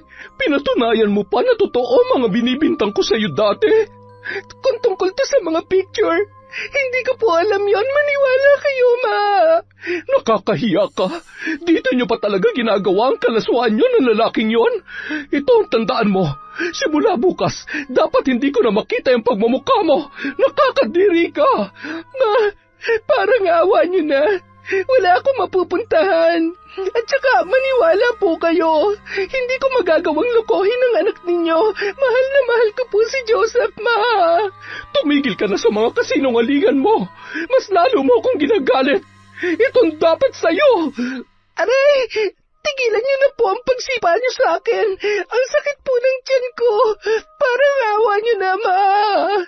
Ay sus, ang galing mo talagang umarte, no? Ang husay mo mambilog ng ulo ng tao. Nakakagigil ka. Mas lalo mong pinaiinit ang ulo ko. Dapat, pagbalik ko, wala ka na sa pamamahay na ito. Pag nakita pa kita, mas lalong magiging impyerno ang buhay mo. Magmamakaawa pa sana si Dayan, kaso ay tinalikuran na siya ng matanda. Nagmamadali na lang siyang tumayo at nagpunta sa kanyang kwarto. Kumuha siya ng backpack at inilagay doon ang kanyang mahalagang gamit. Napagdesisyonan na lamang niyang umalis at baka mas lalo pang magalit at saktan siya ng kanyang biyanan. Nang lalabas na sana ay napahinto siya at napatingin sa ilalim ng kama. Kinuha niya ang isang kahon doon at binitbit. Napatingin naman si Dayan sa pendant ng kwintas na susi sa nakakandadong kahon at dahan-dahang naglakad palabas. Hindi naman niya mapigilan na mamilipit dahil sa sakit ng tiyan, pero tiniis niya na lamang yun. Habang naghihintay ng masasakyan ay nakita niya si William. Nag-usisa ang lalaki kaya sinabi niya ang lahat ng nangyari. Hindi ito naniwala at nagbiro pa. Pero nang makitang namimilipit sa sakit ng tiyan si Dayan ay bigla itong kinabahan. Lalo yung nadagdagan nang makitang may dugong umagos sa may hita ng babae. Agad na sinugod ni William si Dayan sa ospital. Binantayan pa niya yon ng ilang oras at nagpaalam din na siya ay uuwi na. Sinabihan niya pa ang babae na babalikan niya ito. Pero sabi lang ni Dayan ay wag nang mabahala dahil kaya niya na ang kanyang sarili at gusto niya rin na mapag-isa. Mabuti na lamang naintindihan yon ng lalaki. Hindi na namilit pa si William at sinabihan na lamang si Dayan na tawagan siya kung magkakaroon ng problema o kung may kailangan. Pagkatapos noon ay umalis na si William sa ospital. Makalipas ang ilang minuto, dumating ang doktor at masayang ibinalita sa babae na ligtas ang bata sa kanyang sinapupunan. Sinabihan din siya na kailangan niya ng bed rest, lalo na't maselan ang kanyang pagbubuntis. Hindi siya makapaniwala na 2 buwan na siyang buntis. Magkakaroon na sila ng baby ng kanyang pinakamamahal na asawa. Sa pagkakataong yun, ilang ulit niyang tinawagan si Joseph para ibalita sana ang tungkol sa kanyang pagbubuntis. Kaso hindi yun sinasagot ng lalaki. Sa halip ay pinapatayan siya ng telepono. Kinabukasan, pinayagan na ng doktor na makauwi si Dayan. Habang paika-ikang naglalakad palabas ang babae, ay paulit-ulit niyang tinitingnan ang lalaki sa picture. Kahit anong pilit niyang alalahanin, ay hindi talaga niya kilala ang lalaking yun. Dahil sa sobrang tutok sa cellphone, ay nabangga ni Dayan ang kanyang nakasalubong.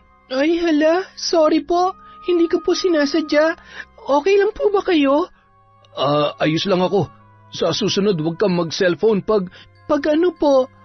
Ay, hala, wait. Pamilyar po kayo. Pasensya na, nagmamadali ako, ma'am. Maiwan na kita. Teka, saglit. Sisigaw ako rito kapag umalis ka. Nagmamadali talaga ako. Hinihintay na ako ng asawa at anak ko, kaya pasensya ka na. Sandali lang sabi. Iniiwasan mo ba ako? Anong pinagsasabi mo? Hindi kita kilala, ma'am. Hindi rin kita kilala, pero please, pwede ba kitang makausap sandali? Hindi po. Kailangan ko nang umalis. Paraanin niyo ako. Ikaw to, di ba? Hindi ako yan. Pwede ba? Huwag kang umarang sa daraanan ko. Hindi mo pa nga tinitingnan yung picture kaya sige na, umamin ka na. Ikaw ba to? Nakikiusap ako sa'yo. Hirap na ako.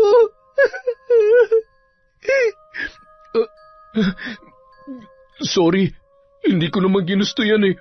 Binayaran lang ako. Kaya, ma'am, pwede ba huwag mo ako ipakulong? Parang awa mo na. Nagawa ko lang yan para sa pera. Maniwala po kayo sa akin. So, ikaw nga to? Walang hiya ka? Sinira mo ang relasyon namin ng asawa ko. Sino nagbayad sa'yo para gawin to, ha?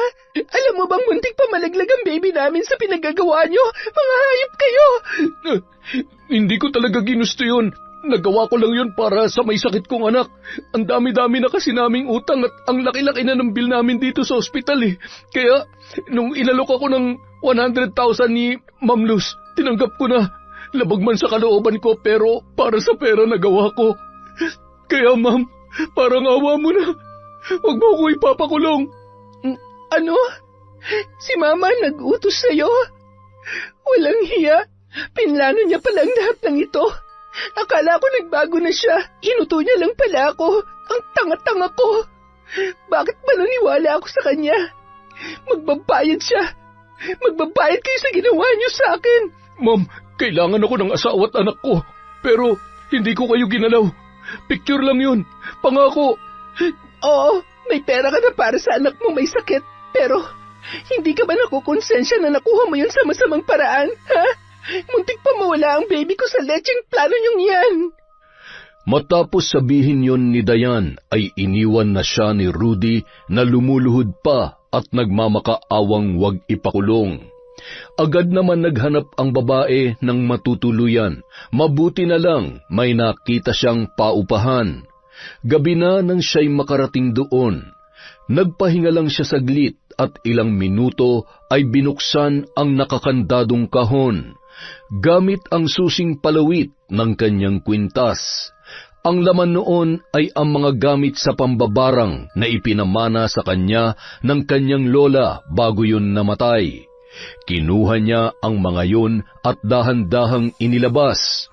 Nagsindi ang babae ng 3 itim na kandila habang dahan-dahang binubuklat ang lumang aklat na may punit-punit na pahina. Nakasulat sa wikang hindi halos mabasa. Isa itong lumang ritual para sa mga nilapastangan, sa mga ginipit at sa mga kailangang maningil. Sa kanyang harapan, nakalatag ang isang lumang family picture ng kanyang asawa. Kinuha niya yon sa lumang wallet ni Joseph. Pinunit niya ang bahagi kung saan naroon ang muka ni Luz, ang matandang babae na nagmalupit sa kanya. Ipinatong niya ang litrato ng biyanan sa gitna ng platitong itim. Binudburan ng abo ng nasunog na dahon ng kamangyan, pulbos na galing sa pinatuyong alitaptap at alkitran, tsaka pinalibutan ng sinulid na pula at itim.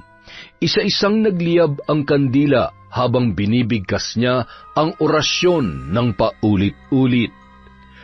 Samantala, nagising si Luz dulot ng biglaang pagsakit ng kanyang batok.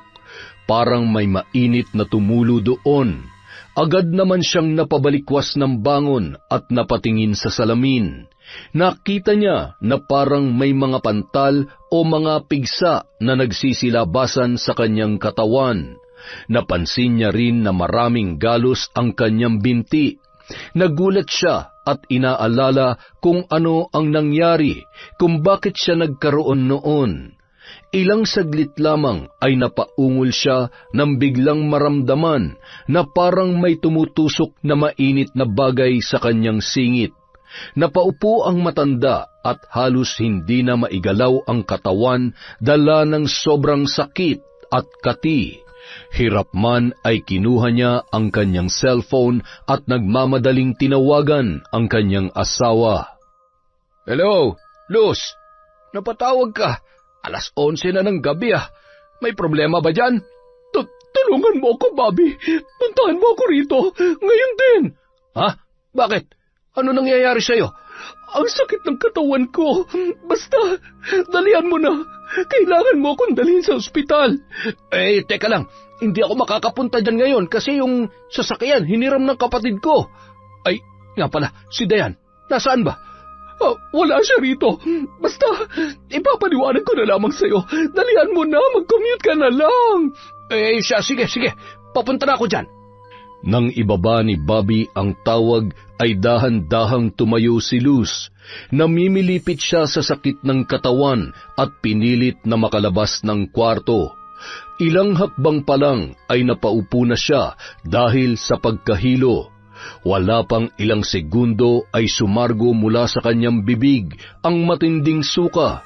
Lumabas doon ang maiitim na langgam, ipis at uod. Gumagapang at halatang buhay na buhay. Natakot ang babae at agad na nagsisigaw ng tulong. Walang tigil ang paglabas ng insekto na mas lalong ikinatakot ng matanda. Makalipas ang kalahating oras, dumating na si Bobby na hingal dahil sa pagmamadali at nagulat siya nang makita ang kalagayan ng kanyang asawa. Luz, ano nangyari sa'yo? Teka, ano yan? Uod? Ay, Diyos ko! Tulungan mo ako. Dalhin mo ako sa ospital. Anong ospital? Hindi yan magagamot ng mga doktor. Dadalhin na lamang kita kay Nanay Diyosa. Ano? Ayaw ko. Hindi ako naniniwala sa albularyo. Ay, ano ba sa tingin mo makakapagpagaling sa'yo, ha? Tingnan mo nga yung sitwasyon mo ngayon, Luz. Magagamot ba yan ng mga doktor? Ay, Diyos ko, yan nangyayari sa'yo ngayon tulad yan ng kay Mama noon. Anong ibig mong sabihin? Binarang ako? Ay, sa tingin ko, ganun na nga. Aray ko. Sige na, dalhin mo na ako sa albularyong yan. Ang sakit talaga ng tiyan ko. Agad namang sinunod ni Bobby ang pakiusap ni Luz. Sa pagkakataong yun ay hindi niya mapigilang maawa sa kanyang asawa, lalo na't halos hindi na mamukaan ang matanda. Dulot ng maraming pigsa na tumutubo sa iba't ibang bahagi ng kanyang katawan. Ilang minuto lang ay nakarating na sila sa bahay ni Nanay Diyosa na isang kilalang albularyo sa kanilang lugar. Nagising na lamang ang matanda dulot ng malakas na pagkatok ng pinto ni Bobby. Nang makita sila nito ay agad naman silang tinulungan at inalalayan pa si Luz na ihiga sa banig. Agad na pinahiran ng langis ang noo ng babae at nilagyan din ang kanyang tiyan ng isang halamang gamot na mainit-init pa.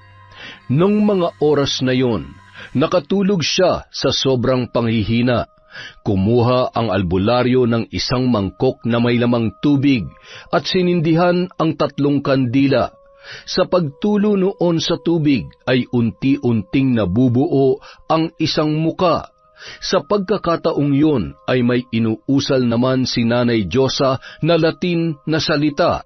Ilang ulit niya yung binabanggit habang pinipikit ang 2 mga mata. Ay nako, napakalakas niya. Hindi ko siya kayang kalabanin. Ano ang ibig niyong sabihin? Napakamakapangyarihan ng taong gumawa nito sa asawa mo. Ang ginagamit niyang mahika ay hindi basta-basta. Sino po ang may gawa nito kay Luz? Sabihin niyo na po sa akin at bakit niya ito ginagawa?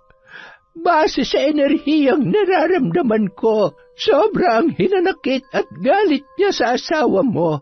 Eto, tingnan mo, may nabuong muka. Kilala mo ba ito? Ano? Sigurado po ba kayo riyan? Manugang namin to si Dayan. Nakasisiguro po ba kayo na siya may gawa nito? Baka nagkakamali lamang kayo, Nanay Diyosa. Abay, sa tagal ko ng albularyo hindi pa ako nagkakamali. Pero ito pa lamang ang unang beses na nakatagpo ako ng katulad niya.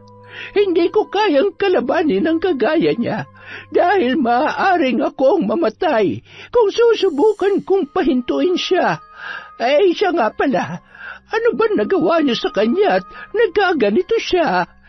May galit sa kanya ang asawa ko. Tumira sila sa iisang bubong at hindi ko na alam kung anong ginawa nilo sa kanya. Hindi ba't manugang niyo siya? Pwede niyo siyang kausapin at pakiusapan na tigilan niya na ang pagpaparusa sa asawa mo.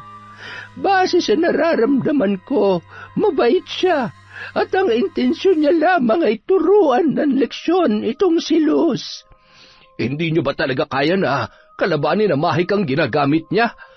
Pasensya ka na, pero kulang ang lakas ko para gawin yan. Ano na po ang gagawin namin? Tulad ng sinabi ko, hindi masama ang taong gumagawa nito. Maaari niyo siyang pakiusapan at humingi ng tawad sa mga kasalanang ginawa ng asawa mo. Hindi na umimik pa si Bobby at tinitigan na lamang ang asawang nakaratay sa banig. Samantala, habang nakatingin sa malakas na alon ay nakatanggap ng tawag si Joseph mula sa amang si Bobby. Ibinalita ng matanda sa kanya ang mga nangyayari. Nagtataka siya kung anong nagawa ng kanyang ina kay Dayan, kung bakit ganun na lang ang galit ng babae sa kanyang biyanan. Kahit may hinanakit pa sa kanyang kalooban, ay tinawagan niya ang asawa upang mag-usisa at pakiusapan na ihinto na nito ang kanyang ginagawa. Sa kabilang banda, habang taimtim na inuusal ni Dayan ang mga orasyon, ay nagambala siya sa pagtunog ng kanyang cellphone. Hindi niya sana yun sasagutin pero hindi ito humihinto at paulit-ulit lamang na tumutunog. Hello, Dayan? Buti sinagot mo. Bakit?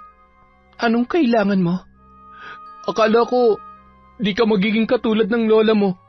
Akala ko tinapon mo na yung pinamana niya sa yung mga gamit niya sa pambabarang. Pero ano nangyayari, ha? Anong kasalanan ni Mama sa'yo para gawin mo yun sa kanya? Anong kasalanan niya? Malaki, Joseph. Siya ang dahilan kung bakit nagkasira tayo. Siya may pakana sa likod ng mga pictures na yon. Sinetap niya ako. Hindi lang yun. Muntik na mawala sa atin ang baby natin dahil sa pananakit niya sa akin. Ano? Ulitin mo nga mga sinabi mo. Ibig mo sabihin, buntis ka? Oo, 2 buwan na. Kung nagdududa ka kung sinong ama, handa akong ipa-DNA test to. Para mapatunayan sa'yo at sa mama mo na hindi ako nagloko at hindi totoo lahat ng binibintang niya sa akin. Hindi mo kailangan magpa-DNA test. Naniniwala ako sa'yo. Masaya ako malaman na magkakababy na tayo. Pero muntik na mawala ang anak natin dahil sa pinaggagawa ng mama mo. Hindi ko siya mapapatawad. Dayan, nakikiusap ako. Pag-usapan natin to ng mahinahon. Hindi mo kailangan gamitin yung mga mahika na yan para parusahan siya. Sige na, ako na nagmamakaawa sa'yo. Alam mo, mahal ko yung mama mo. Tinuring ko siyang tunay kong ina. Kahit hindi maganda yung pagtatrato niya sa akin, pero kailangan niya maranasan to, Joseph, para matuto at mapagtanto niya ang mga mali niyang nagawa. Please, love, ihinto mo na to. Hindi ikaw makakapagsabi niyan, Joseph, kundi siya. Tanging siya lang ang makakapagpahinto sa akin. Matapos sabihin yon ni Dayan, ay binabana niya ang cellphone at pinagpatuloy ang ritual. Kinaumagahan, napamulat ng mata si Luz at sumuka ng mapait na likido. Unti-unti naman niyang nararamdaman ang paghapdi ng kanyang labi na kahit humigop man ng sabaw ay hindi niya magawa dahil hindi niya na halos maibuka ang kanyang bibig. Ibinalita naman ni Bobby sa kanya ang napag-usapan ni na Joseph at Dayan. Yan na nga bang sinasabi ko sa iyo, Lucy? Hindi ba't binalaan na kita na huwag mong pagmamalupitan si Dayan? Kita mo ngayon ang sitwasyon mo. Yan ang resulta ng inggit at selos mo. Ano ka ba naman? Bakit mo nagagawa sa manugang mo yun, ha? Sobrang-sobra ka na talaga. Sasagot na sana si Luz, pero hindi niya na kayang ibuka ang kanyang bibig at halos wala na ring lumalabas na boses mula roon. Masakit ang katawan, dulot ng maraming pigsa at sugat. Dahan-dahan siyang nagtalukbong ng kumot. Pumikit siya at doon umagos ang kanyang luha. Sa pagkakataong yun ay taimtim siyang nagdarasal na naway patawarin siya sa mga kasalanang nagawa niya at nagmamakaawa rin siyang ihintuna ng kanyang manugang ang pagpaparusa sa kanya. Sa isip niya ay nangako siyang hindi na niya uulitin ang mga nagawang kamalian at pagmamalupit sa babae. Samantala, napamulat ng mata si Dayan nang may marinig siyang boses. Nung mga oras na yon ay napatingin siya sa mga nakalatag sa sahig, ang mga ginagamit niya sa pambabarang sa kanyang biyanan. Napapikit siya nang marinig ulit ang tinig ni Luz. Nagsusumamo at nagmamakaawa ang matanda sa kanya na ihinto na ang kanyang ginagawa. Mabuti naman, Ma. Salamat at naisip mong mali ang mga ginagawa mo. Sana hindi mo na to ulitin. Yun na lamang ang nasabi ni Diana at marahang hinipan ang kandilang nauupos na. Inilagay niya ulit ang mga gamit sa pambabarang sa loob ng kahon at kinandado yon. Makalipas ang 2 araw, nagising si Luz sa mahabang pagkakatulog. Ramdam pa rin ng matanda ang panghihina pero wala ng sakit, sugat at mga pigsa. Ganoon pa man, makikita pa rin ang malaking pagpayat nito dahil ilang araw siyang walang ganang kumain. Napatingin naman siya sa paligid. Nagulat na lamang nang malamang nakauwi na pala siya sa bahay ng mag-asawa. Una niyang hinanap si Dayan at sa pagkakataong yun ay nalungkot siya sa itinugon ni Bobby. Hindi kasi alam ng kanyang asawa kung nasaan ang kanilang manugang. Ilang ulit nilang tinawagan ang babae pero hindi sila sinasagot nito. Kinabukasan, Habang nagwawalis ng bakuran si Luz, ay bigla na lamang siyang napahinto at napaluhod nang makita ang manugang na nakangiting nakatingin sa kanya. Ma, kumusta na po kayo? Dayan, anak, patawarin mo ko. Hindi ko na uulitin, pangako. Kasalanan ko lahat. Tatanggapin ko yung parusa mo sa akin, basta patawarin mo lamang ako. Okay na po yun, Ma. Sorry po sa mga nagawa ko sa inyo. Hindi, ako dapat ang humingi ng kapatawaran. Kasi ako nagkasala. Sorry kung pinagbintangan at ginawang kita ng mga kwento. Nagsiselos lamang ako kasi parang inagaw mo kasi sa akin yung anak ko eh. Ma, hindi mo dapat maramdaman yan. Kasi yung pagiging nanay mo, hindi yan mapapalitan. Kayo pa rin ang unang babae sa buhay ni Joseph. Lagi niyo po yung tatandaan. Ang bait-bait mo pala. Sorry kung ngayon ko lang nakita ang kabutihan mo. Ayos lang po, Ma. Siya nga pala, meron po akong balita. Ano yun? 2 buwan na po akong buntis. Magiging lola na po kayo. Ha? Totoo ba? Opo, Ma. Huwag po kayo magduda kung kanino to kasi si Joseph lang ang tanging lalaki sa buhay ko. Hindi naman ako nag-iisip ng ganyan. Nagpapasalamat lang ako sa Diyos. Abay, totoo ba talaga? Naku, excited na akong makarga ang apo ko. Tumawa na lamang si Dayan sa reaksyon ng kanyang biyanan. Ibinalita naman yon ni Luz kay Bobby at sa pagkakataong yon ay parang nanalo sa loto ang dalawa. Sa mga sumunod na araw ay parang mamahaling bagay si Dayan dahil alagang-alaga siya ng kanyang mga biyanan. Nung araw ding yun, inilibing niya na sa likod ng kanilang bahay ang kahon na naglalaman ng mga gamit sa pambabarang. Nais niyang ibaon yun at kalimutan para hindi na magamit kailanman. Nagkaayos na sila ni Joseph at balak pa ng lalaki na pagbaba niya ng barko ay hindi na siya babalik pa at mamumuhay na lamang kasama ang mga mahal niya sa buhay, lalong-lalo na ang kanyang asawa at anak. Yon! Ganon pa rin. Isa na namang malupit na kwento mula sa kwentong Enteng. Napakaganda naman nun, happy ending tayo, pinatawad si Luz ng kanyang manugang.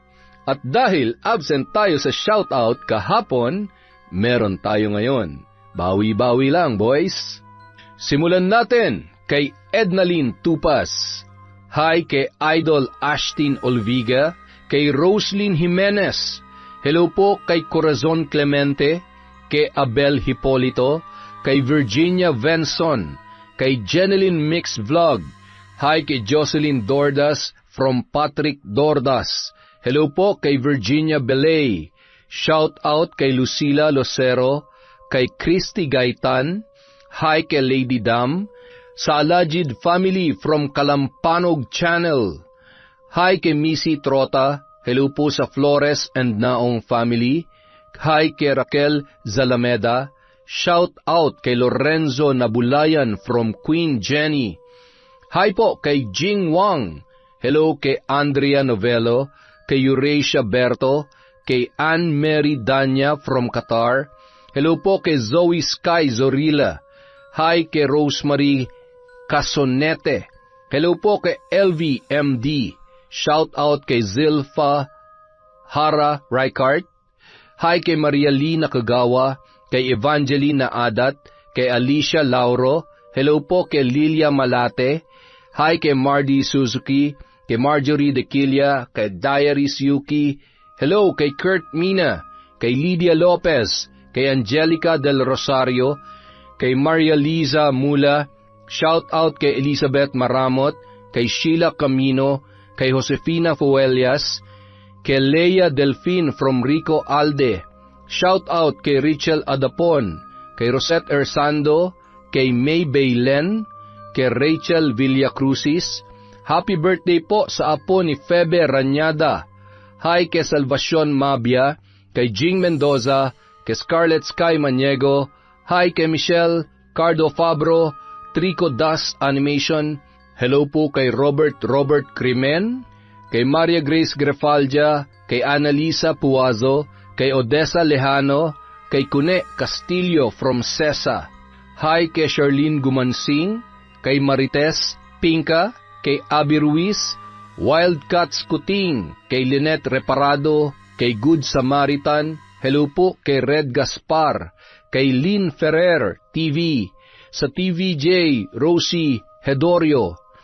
Hi po kay Lord Queen OFW Vlog, kay Elizabeth Dungka, kay Abner Peredo, kay Girly Joy Cayetano, shout out kay Kel Rodis, kay Michelle Cedron, kay Aurora Cristobal, kay Joe Dordas from Patrick Dordas. Hi kay Honey from Tokyo, Japan, kay Sophiel, kay Nene Gayas. Hello po kay Doris Estander, kay Raquel Romualdo, kay Dolores Bell, kay Sofian Nang from Chona Baynosa from Malaysia. Hi kay Willie Malbas, kay Marilu Francisco. Hello po kay Merly Patalia, kay Shauma TV, kay Ruth Ann Migano.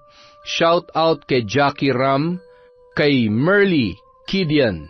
Sa Alahids family from Jenaline Rodrigo, kay Rosalina Bugayong, kay Leonora Ventura from QC, Lovely Poras from Diaries Yuki, kay Edgar Francisco, kay Jefferson Hapson, kay Elizabeth Maramot, kay Sang O, hello po kay Precious Lintawo, kay Arlene Torquiza, kay Kiarsa, kay Emily Cosino, kay Merly Pura, sa De Jesus at Manalang family from Amelie Manalang, kay Kylor Draboy, kay Reyna Glenn Panayas, hello po kay Erica Hesmel, kay Manchi Liaser, kay Agatha Maganda, hello po sa Cabral, Anilio, Rosales, Perez, Bibale, Baby Cabral from Estela da Silva. Hello po kay Wayne Cariaga, kay Eliza Felias, kay Nena Dayuno. Shout out kay Arnel Claridad, sa Arteaga family from Diana Arteaga, kay Marian de la Fuente, kay Rudy Malinaw. Hello po kay Dorena Ray, kay Kim Castillo from Fe Bukayan. Bangungot Diaries, hello po kay Mami from Doha, Qatar, kay Milrose Galvez, kay Rubina Andres, at kay Filipina Palsario. Sa mga hindi po na shoutout, marami pa po tayong videos. Maraming salamat po, mag-iingat po kayong lahat. Ingatan niyo po ang inyong kalusugan, ang inyong mga sarili, at syempre magdasal po tayo palagi. Maraming salamat po mula sa Kwentong Enteng.